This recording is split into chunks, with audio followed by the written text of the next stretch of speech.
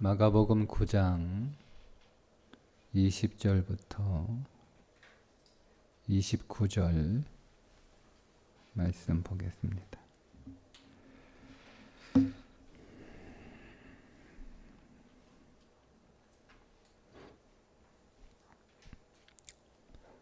함께 읽습니다.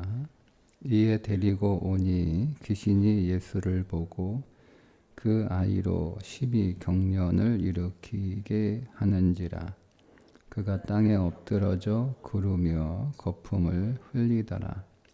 예수께서 그 아버지에게 물으시되 언제부터 이렇게 되었느냐 하시니 이르되 어릴 때부터니이다. 귀신이 그를 죽이려고 물과 불에 자주 던졌나이다. 그러나 무엇을 하실 수 있거든 우리를 불쌍히 여기사 도와주옵소서. 예수께서 이르시되 할 수 있거든이 무슨 말이냐. 믿는 자에게는 능히 하지 못할 일이 없느니라 하시니 곧 그 아이의 아버지가 소리를 질러 이르되 내가 믿나이다. 나의 믿음 없는 것을 도와주소서 하더라. 예수께서 무리가 달려와 모이는 것을 보시고 그 더러운 귀신을 꾸짖어 이르시되 말 못하고 못 듣는 귀신아, 내가 네게 명하노니 그 아이에게서 나오고 다시 들어가지 말라 하시매 귀신이 소리 지르며 아이로 심히 경련을 일으키게 하고 나가니 그 아이가 죽은 것 같이 되어 많은 사람이 말하기를 죽었다 하나. 예수께서 그 손을 잡아 일으키시니 이에 일어서니라. 집에 들어가심에 제자들이 조용히 묻자오되 우리는 어찌하여 능히 그 귀신을 쫓아내지 못하였나이까. 이르시되 기도 외에 다른 것으로는 이런 종류가 나갈 수 없느니라 하시니라. 아멘. 제자들은 하고 예수님은 제자들은 못하고 예수님은 하시고 자기들도 얼마 전에 귀신을 쫓아냈는데 왜 이번에는 안 됐는지 예수님이 대답하시기를 기도 외에는 이런 능력이 나갈 수 없다.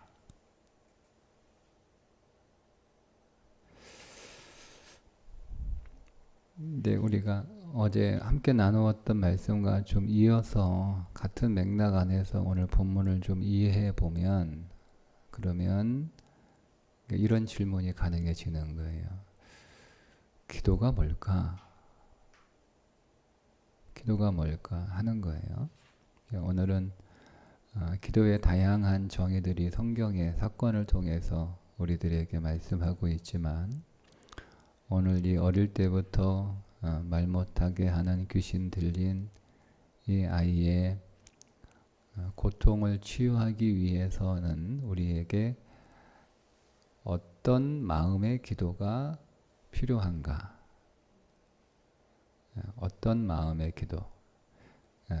기도의 믿음, 그러니까 어떤 믿음의 기도가 필요한가를 좀 묵상해 보려고 하는데요. 결론부터 미리 말씀드리고 시작을 하면 기도는 긍휼을 구하는 것이다. 긍휼, 불쌍히 여기는 하나님의 마음, 우리를 불쌍히 여겨달라고 기도하는 것이다. 우리가 우리 자신을 위해서 기도할 때도 여러분들이 꼭 하나님에 대한 믿음이 하나 있어야 되는데 하실 수 있느냐 하실 수 없느냐는 믿음은 그거는 상관없는 거 아니에요? 그분은 언제나 하실 수 있잖아요. 그죠? 저 같은 사람이야 할 수도 있고 할 수도 없고 할 수 있을 것도 있고 할 수 없는 것도 있잖아요. 목사님 이거 할 수 있어요? 할 수 있지. 목사님 이거 할 수 있어요? 아, 난 그거 못해. 그럴 수 있잖아요. 그러니까 사람은 할 수 있는 것도 있고 할 수 없는 것도 있어서 그 믿음이 그때 좀 다르지만 하나님은 하실 수 있는 게 하실 수 없는 게 없죠. 그죠? 그럼 그분이 나한테 그 능력을 쓸 건가 안 쓸 건가는 그분의 능력에 따라 달라지는 게 아니잖아요. 사건에 따라 그분이 이 능력을 쓰실 것인가 안 쓸 것인가가 달라지는 게 아니잖아요. 그분이 언제나 능력은 전능하신 분이신데 그분이 그 능력을 나에게 쓰실 것인가 안 쓰실 것인가는 그분의 궁율에 달려 있는 거예요. 그렇죠? 그래서 우리가 기도할 때 하나님 이거 하실 수 있을까? 우리는 이쪽에 더 많은 방점이 찍혀 있죠. 그죠? 이게 가능한가? 불가능할 수도 있겠는데 이게 되겠어? 여기에 우리는 더 많은 방점이 찍혀 있거든요. 그건 이제 우리가 하는 거라면 그게 그럴 수 있어요. 근데 하나님이 못 하실 게 뭐가 있어요? 그러니까 하나님의 능력에 관한 의심은 사실 의미가 없는 거예요. 그것 자체가 사실은 그러면 그러니까 우리의 기도에 그 어떤 능력이 없는 거죠. 기도에. 하나님은 다 하실 수 있어요. 우리는 불가능하지만 하나님에게 불가능한 게 뭐가 있어요? 그분은 모든 것이 다 가능합니다. 문제는 뭐냐면 그분이 우리의 기도에 긍휼을 베풀어 주셔서 우리를 불쌍히 여겨 주셔서 그 능력을 쓰실 것인가 안 쓰실 것인가가 중요한 거지. 예, 자, 이런 관점에서 여러분 이 아버지와 예수님의 대화를 좀 한번 다시 읽어보면 일단은 예수님이 당신의 마음을 먼저 이렇게 드러내세요. 21절에 보면 예수님께서 그 아이에게 물으시되 언제부터 이렇게 되었느냐? 여러분 언제부터 이 아이가 이렇게 되었는 게 왜 중요하죠? 한번 여러분 생각해 보세요. 예수님이 이 아이를 고치는 데 있어서 이 질병이 얼마나 오래되었느냐? 그게 여러분 중요합니까?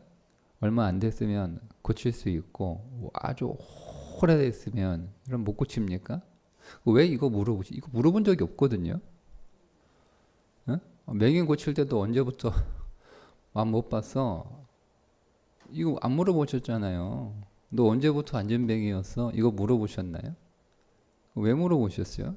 아니 태어날 때부터 맹인 되면 못 고치고 중도 실명이면 고치고 그러셨나요? 예수님 태어날 때부터 맹인된 자도 바디메오가 태어날 때부터 맹인이잖아요. 그 사람은 또 고쳤잖아요. 그리고 우리가 본 앞전에 나온 중도 실명자도 고쳤잖아요. 근데 이 아이가 언제부터 이렇게 되었는지가 예수님이 치유하는 데 있어서 전혀 문제가 되지 않은데 이거 왜 갑자기 질문하시냐 이거예요. 여러분 그러면 이거를 질문한 예수님의 마음이 어떤 마음이겠어요? 언제부터 그랬어? 이 말은 무슨 얘기예요? 어릴 때부터 그랬습니다. 야, 그동안 진짜 고생 많았겠구나. 이런 뉘앙스예요. 정보와 사실이 중요한 게 아니고요. 이때부터 예수님의 마음이 이 아이를 향한 긍휼이 그 안에서 일어나고 계신 거예요. 제가 어저께 말씀드렸죠? 사람들이 아니 지금 당장 아파가지고 고생하는 그 부자는 옆에 두고 제자들이 그런 거는 관심 없고 뭐가 뭐냐 마느냐 막 논쟁하고 있다고 그랬잖아요. 이들의 문제가 뭐예요? 긍휼의 마음이 없는 게 문제인 거예요. 불쌍히 여기는 마음이 없어요. 도무지 관심 없는 거예요. 왜 여러분 제자들이 실패했겠어요? 다시 말씀드리겠지만 그들은 왜 전에는 어떤 능력이 있었는데 그 능력이 사라진 거예요? 능력이 이례적인 겁니까? 예수님이 매번 그때마다 능력을 주셔야 되나요? 예수님이 한탄하시나요? 언제까지 내가 너희하고 있어야 되면 내가 언제까지 너희들을 참아야 되냐 말씀하시잖아요. 그들이 왜 실패했을까요? 긍휼의 마음 없이 질병을 고치려고 한 거예요. 불쌍히 여기려는 마음이 없어요. 어떤 마음이에요? 자기 능력을 과시하고 자기 능력을 자랑하기 위한 마음으로 하려고 했던 거예요. 그런 마음이었기 때문에 바리새 서기관들하고 논쟁이 되는 거잖아요. 야, 우리가 지금 당신하고 이렇게 싸울 시간이 없다. 아니 여기 아픈 사람이 있는데 지금 그게 뭐가 중요하냐. 당신들 참 인간미 없다. 이렇게 나와야 되는 게 정상 아닌가요? 네? 근데 싸우잖아요. 그럼 사실은 그들의 마음 안에 이 아이에 대한 이 아버지에 대한 애정이 없는 거예요. 긍휼의 마음이 없는 거예요. 그러니까 못 고치죠. 그러니까 못 고치죠. 근데 보세요. 예수님 보세요. 예수님 고치기 전에 예수님이 어떤 마음을 좀, 야, 언제부터 이렇게 아픈 거야? 언제부터 그랬어?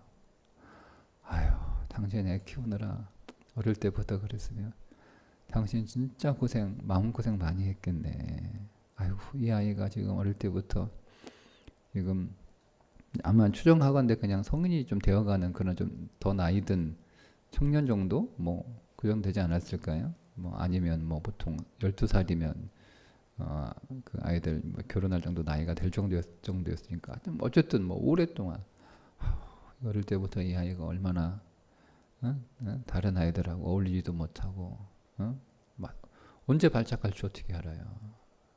그러니까 조마조마하면서 얼마나 힘들었을까? 이 마음이에요. 질문 자체가. 자, 예수님이 긍휼의 마음을 당신 안에서 그러니까 공감을 하시는 거잖아요. 얼마나 아팠을까? 얼마나 힘들었을까? 얼마나 괴로웠을까? 얼마나 두려웠을까? 얼마나 막막했을까? 얼마나 애가 탔을까? 이런 말씀이 예수님이 공감을 하시잖아요. 자, 그러면 22절에 자, 이 구절을 그러면 그 맥락에서 해석을 하면 이렇게 해석이 되는 거예요. 무엇을 하실 수 있거든. 보세요. 말씀드렸죠? 예수님이 무엇을 할 수 있다 없다. 이거는 사실은 우리가 논할 이유가 없잖아요.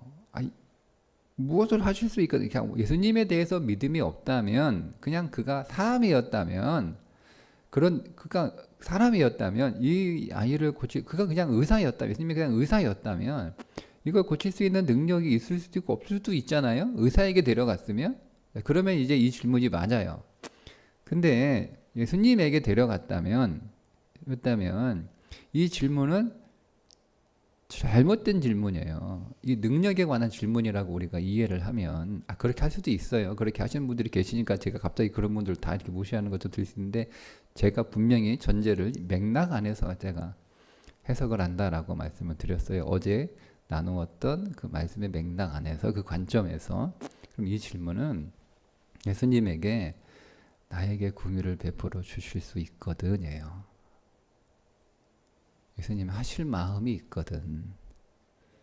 하실 마음이 있거든. 그래서 그 뒤에 나오잖아요. 우리를 불쌍히 여기사가 나오잖아요. 그러니까 그 능력이 있는데 그 능력을 쓰실 수 있거든. 그 능력이 있거든. 그런 의미도 되겠죠. 근데 그 능력을 우리를 불쌍히 여기셔서 그 능력을 좀 써주세요. 이거거든요. 그러니까 이 사람은 예수님이 그렇게 하나님의 아들로 전능하신 분으로 인식을 못했을 수도 있어요. 근데 우리는 알잖아요. 그럼 우리는 아니까 이 말씀을 우리의 그 수준에서 읽을 수 있는 거잖아요. 그렇잖아요. 우리가 똑같이 예수님한테 가가지고 예수님이 전능하신 분이고 그분이 하나님의 아들이고 그분이 하나님인 거 우리가 분명히 알고 있는데 우리가 기도할 때 그분 앞에 가가지고 예수님 할 수 있으면 예수님 이거 할 수 있겠어요? 예수님 가능하시면 좀 이거 좀 나 좀 도와주세요. 이렇게 기도하면 안 되잖아요. 우리는 왜 그분은 분명히 하실 수 있는 분이잖아요. 우리가 그분의 능력에 대해서 우리가 어떻게 논할 이유가 없는 거예요. 그분에게 중요한 그 능력을 우리에게 쓰실 수 있느냐, 쓸 마음이 계신가, 아가 더 중요한 거잖아요. 그죠? 그래서 우리를 불쌍히 여기소서, 이 불쌍히 여겨달라. 이 불쌍히 여긴다는 말이 성경에서 굉장히 중요한 단어인데요. 불쌍히 여긴다라고 하는 것이 우리가 불쌍히 여기는 그런 불쌍히 여기는 게 아니고요. 여러분, 이건 어머니들이 잘 이해하는 감정이에요. 아빠들은 잘 모르는 것 같아요. 자식이 다 죽어가고 그렇게 아프면 엄마는 어때요? 예, 남자는 잘 모르죠. 엄마들은 애간장이 녹아요. 그죠? 이게 불쌍히 여기다가 그런 뜻이에요. 원어적 의미가. 이게 내장, 창자. 그런 뜻이에요. 그런 뜻이에요. 이게. 예. 구약의 용어로는 자궁이라는 뜻이에요. 예. 아버지가 이렇게 얘기했다는 게 좀 대단하죠.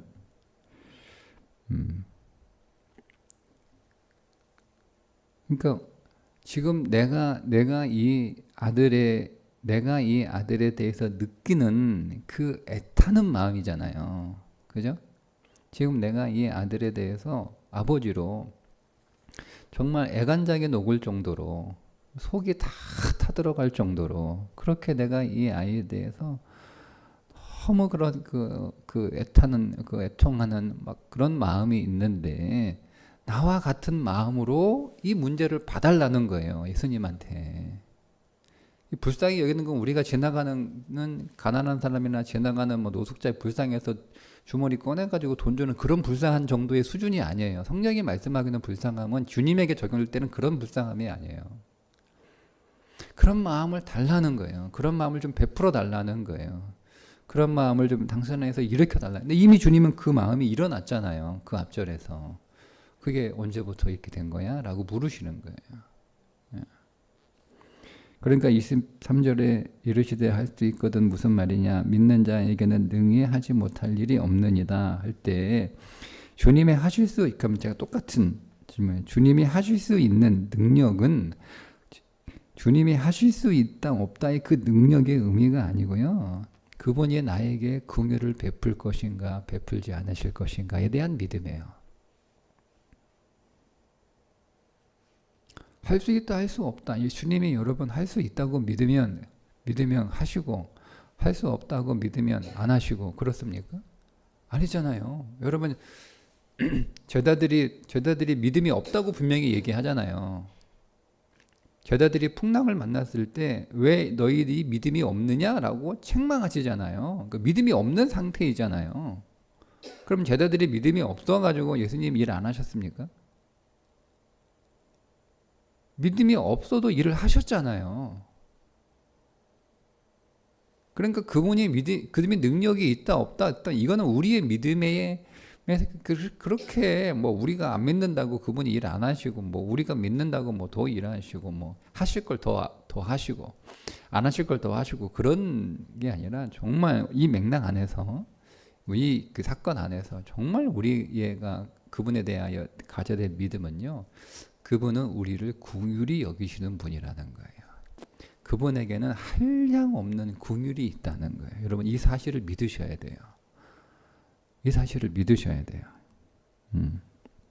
그래서 내가 믿나이다 이렇게 이 아버지가 소리를 지르니까 예수님이 그 아이에 들어간 귀신을 명령하시면서 쫓아내시죠. 자, 그런데 다시 20절을 보겠습니다. 이에 데리고 오니 귀신이 예수를 보고 그 아이로 심히 경련을 일으키게 하는지라 그가 땅에 엎드러져 구르며 거품을 흘리더라. 요게 우리가 번역한 한글 성경 번역본으로 보면 귀신이 예수를 보고 누가 본 거예요? 귀신이 본 걸로 번역이 됐죠? 아니에요. 정확하게 원문은 아들이 예수를 보고예요. 그러니까 아들이 예수를 보니까 귀신이 그 안에서 발작을 일으키는 거예요. 왜? 못 보게. 예수를 못 보게 귀신이 발작을 일으키는 거예요. 이렇게 여러분 해석하시면 이 안에 말씀이 명확하게 메시지가 우리 안에 들려옵니다. 귀신은요, 우리가 예수 보는 거 싫어합니다.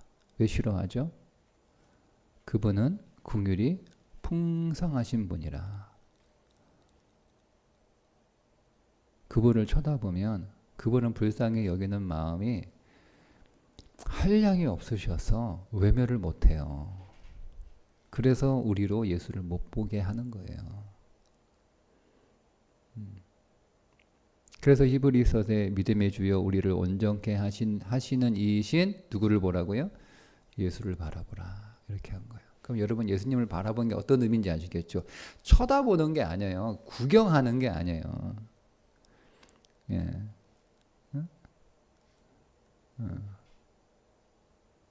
제 방에 들어와서 곰젤리 하나 받아 먹으려고 하는 아이들 가운데 하나 받아 먹고 2개 받아 먹고 계속 더 받아 먹으려고 들어오는 아이가 하나 있다고 보세요.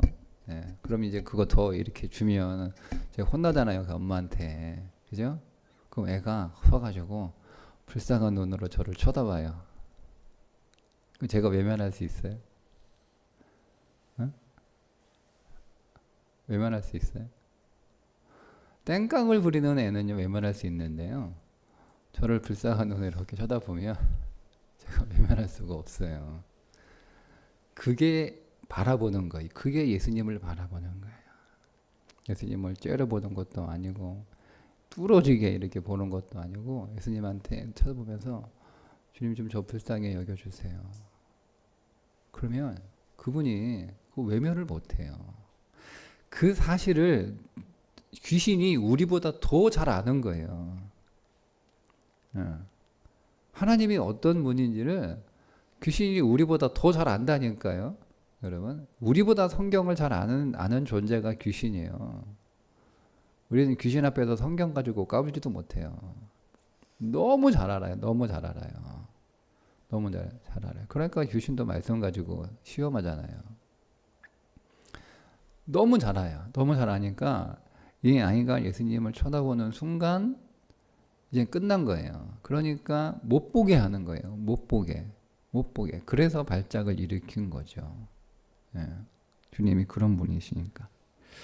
자, 그래서 이제 제자들이 물어보는 거예요. 이제 이 사건을 다 보고 도무지 제자들이 아직까지 이해를 못 하고 있는 거예요. 도대체 예수님은, 아니 여러분 보세요. 이게 가당키나 한 질문인지 한번 생각해 보세요. 예수님은 하시고 자기가 우리를 못하는 건 당연한 거 아닌가요? 아니, 수준이 뭐 그렇다면 그렇지. 지금 차원이 다른 존재잖아요. 예수님하고 제자들은 차원이 다르잖아요. 차원이. 수준이 다른 게 아니고 차원이 다른 거예요. 수준은 우리가 노력하면 이렇게 올라갈 수 있는데요. 차원은 우리가 아무리 노력해도 그 차원을 우리가 바꿀 수 없어요. 우리가 어떻게 예수님 차원으로 들어가요? 이거는 불가능한 일이에요. 불가능한 일. 그러면 여러분 이거 당연한 거 아닌가요? 당연한 거? 근데 그걸 왜 질문하죠? 왜 질문? 저는 이 질문이 이상해요. 우리는 왜 그거 못해요? 당연히 못하지. 저 같으면 예수님이니까 하시는 거고 저 같으면 당연히 못하는 거지. 근데 예수님이 대답을 또 해주세요. 야, 그거 당연하지만 내가 너하고 똑같냐? 이렇게 말씀하시면 되는데 예수님이 설명해 주세요. 잘 들어. 기도 외에는 다른 것으로 이런 종류가 나갈 수 없느니라. 아, 기도하면 된다. 자, 보세요. 그러면 여러분, 기도하면 됩니까? 기도하면 돼요? 그러니까 여러분 기도하면 됐어요? 그러니까 여러분 이와 같은 사람이 여러분 앞에 왔어요. 막 갑자기 약간 간질 질환자가 여러분 앞에 왔어요. 그럼 여러분 기도하면 그 사람 고칠 수 있어요? 자신 없죠. 데려오면 겁나죠. 네, 도망가실걸요. 그러니까 여기서 말하는 기도는 그런 기도가 아닌 거죠. 그죠? 여기서 말하는 기도는 긍휼을 구하는 기도예요. 제자들이 기도를 안 했을까 처음에? 했을 수도 있지 않나요? 예수의 이름으로 뭐 물러가라 이렇게 하지 않았을까요? 그죠? 근데 그때는 왜 안 됐어요? 말씀드렸잖아요. 긍휼의 마음이 없는 거예요. 자기를 과시하려고 하고 드러내려고 하고 자랑하려고 하고 뽐내려고 하고 이렇게 하려고 하니까 안 되는 거예요. 만약에 그때 제자들이 예수님이 이 아이에게 가졌던 이 아버지에게 가졌던 그 긍휼의 마음을 제자들이 동일하게 그만큼은 아니겠지만 그래도 그 마음을 가지고 있다면 고쳤을 거예요. 예. 이게 좀 조심스러운 건데 제가 신학교 때 강의 가운데 어떤 강의가 있었냐면 기독교 영성에 관련된 강의였는데요. 그런 실험을 하나 했었대요. 제가 여기에 있고 저 뒤에 저 좀 멀리 한 공간인데 좀 뒤쪽에 몸이 아픈 사람이 있는 거예요. 근데 그 사람에게 가서 안수하거나 터치하거나 그런 거 없이 여기에 있는 사람이 그 사람의 그 질병에 대한 그 아픔과 그 애타는 마음, 그 긍휼의 마음으로 정말 그 사람을 사랑하는, 정말 진심으로 그 사람을 사랑하는 마음으로 그 사람을 위해서 기도했는데 치유가 되는, 그게 이제 연구 논문처럼 이렇게 나온 게 있거든요. 뭐 하도 오래전 이야기라 제가 30년도 넘은 이야기라 정확하게 내용 맥락은 제가 기억이 안 나는데, 근데 제가 그때 너무 인상적이어가지고, 그때 제가 왜 인상적이었냐면 그때 그 사랑에 관한 강의 내용이었어요. 사랑이 어떤 건지, 사랑이 얼마나 강한 힘인지, 그 사랑의 힘은 그 정도로 강하다라고 하는 것을 교수님이 설명하면서 그 한 예를 저희들에게 가르쳐 주셨는데 그런 내용이에요. 이 사람이 저 뒤에는 그 아픈 사람에 대한 정말 진심으로 사랑하는 그 마음이 그 안에서 일어나 그를 위하여 축복하니까 그 사람의 병이 나았다. 그게 사랑의 힘이다 라는 거예요. 근데 힘의 방점이 아니고 저는 사랑의 방점이 찍혔어요. 저는 그런 게 공감이 잘 안 되는 그런 사람이잖아요. 굉장히 차갑고, 네. 그러니까 그게 저에게는 굉장히 큰 도전이었죠. 나도 그런 사랑의 마음이 내 안에서 있었으면 좋겠다. 저는 뭐 사람 일에 별로 관심이 없잖아요. 그게 이제 한편으로는 자유롭긴 한데요, 또 한편으로는 사람에 대한 애정이 조금 이렇게 뜨겁지 않고 조금 이렇게 가지 않는 그런 거라고 저는 스스로 생각을 하기 때문에 그게 저한테는 굉장히 큰 부러움이었어요. 부러움이었어요. 근데 오늘 말씀이 설명을 드리자면 그러는 거예요. 여기서 기도 외에는 그냥 기도가 아니고 두 가지 기도죠. 우리가 누군가를 위하여 중보하며 기도할 때 이게 중보 기도에서 굉장히 중요한 요소예요. 그 사람을 정말 긍휼히 여기는 마음, 정말 긍휼히 여기는 마음. 긍휼해요. 여러분이 여러분 자식을 위해서 기도할 때 그 마음이 어떻습니까? 긍휼의 마음을 가지라고 가르칠 필요도 없어요. 그죠? 부모가 자식을 위해 기도할 때는요, 그 마음은 그냥 자동으로 생겨요. 자동으로 생겨요. 그 마음과 같은, 그 정도는 아니겠으나, 그래도 그 마음과 같은 긍휼의 마음을 품고 우리가 누군가를 중보할 수 있는 거예요. 우리가 하나님 앞에 기도할 때도 우리에게 어떤 믿음이 있어야 되냐면, 그분은 긍휼이 풍성하신 분이다라고 하는 믿음이 우리 안에 있어야 되는 거예요. 그래서 기독교의 오랜 전통 가운데, 기도의 전통 가운데 정해진 기도 문장이 있다라고 제가 예수의 기도라고 하는, 하나님의 아들 예수 그리스도시여 이 죄인을 불쌍히 여기소서. 이게 너무 길고 급하면 불쌍히 여기소서 요 한마디만 하면 되는, 이게 오랜 전통이에요. 오랜 전통. 그 오랜 게 거의 2000년 정도 초기 교회부터 그렇게 기도를 해왔어요. 핵심은 긍휼이에요. 불쌍히 여겨줘. 누구를? 죄인을 불쌍히 여겨 주옵소서. 우리가 기도가 정말 안 될 때 그냥 이 한마디만 하면 돼요. 주님, 나 좀 불쌍히 여겨주세요. 불쌍히 여겨주세요. 불쌍한 척하면 안 되고, 진짜 여러분, 주님 앞에 여러분들이 진짜 불쌍한 존재로 서셔야 돼요. 불쌍한 존재로 서셔야 된다니까. 그분 앞에 정말 불쌍한 사람으로 나아가셔야 돼요. 그게 겸비함이에요. 겸비함이에요. 그러면 제자들이 제자들에게 말씀하신 이 기도가 어떤 기도인지, 내 문제를 해결해 줄 수 있는 능력이 있느냐, 그런 기도가 아니고 주님이 내게 긍휼을 베풀어 주실 것인가, 안 베풀어 주실 것인가, 그런 기도, 그런 믿음이 우리에게 필요한 거예요. 자, 그렇게 놓고 오늘 여기에 불쌍히 여겨달라고 하는 구절을 제가 신약성경에서 찾아보니까 다 예수님하고 관계된 사건에서만 나와요. 그 단어가. 우리가 마가복음만 보면 예수께서 불쌍히 여기사 1장 41절 손을 내밀어 나병 환자 치유할 때 예수께서 불쌍히 여기사, 6장 34절 예수께서 나오사 큰 무리를 보시고 그 목자 없는 양 같음으로 인하여 불쌍히 여기사, 오병이어 기적 하시기 전에 불쌍히 여기사, 8장 2절 또 질병의 기적 이르기 전에 내가 무리를 불쌍히 여기노라. 그죠? 누가복음 7장 13절 아들이 죽은 과부예요. 나인성 과부. 주께서 과부를 보시고 불쌍히 여기사. 사마리아 사람이 여행하다가 강도 만난 자를 만나죠. 자, 그 사마리아 사람은 예수 그리스도를 모형하는 인물입니다.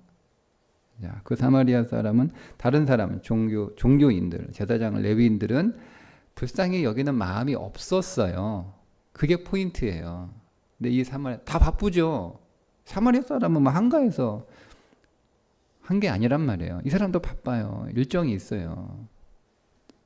그러니까 맡겨두고 급히 가잖아요. 자, 어떤 사마리아 사람은 여행 중 거기 이르러 그를 보고 불쌍히 여겨 나오잖아요. 자, 누가복음 15장은 누구냐면 탕자의 아버지 내용입니다. 자, 아버지의 마음 보세요. 이에 일어나 아버지께로 돌아가리라. 아직도 거리가 먼데 아버지가 그를 보고 측은히 여겨. 이게 불쌍히 여겨거든요. 똑같은 단어예요. 측은히 여겨. 달려가 목을 안고 입을 맞추니. 여기서 이 아버지는 누구예요? 하나님 아버지죠. 그죠? 다 하나님에게 쓰여요. 그 단어가. 그 정말 우리가 주님을 믿을 때요, 그분의 존재를 믿는 게 아니고 그분의 능력을 믿는 게 아니고요. 우리가 정말 더 믿어야 될 거 뭐냐면 그분의 우리를 불쌍히 여기시는 마음이에요. 그 마음이 풍성하심을 믿고 나오라는 거예요. 나오라는 거예요. 네, 나오라는 거예요.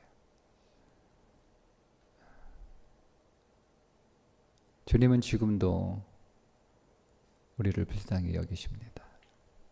그분의 그 불쌍히 여기시는 그 마음은 식어지거나 작아지지 않습니다.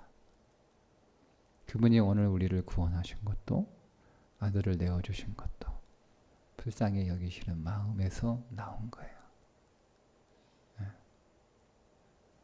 오늘도 우리를 불쌍히 여기시는, 여러분을 불쌍히 여기시는 그 주님의 마음을 믿으시고 그 마음 앞으로 나가셔서 긍휼히 여겨달라고 기도하시면 그분은 응답하십니다.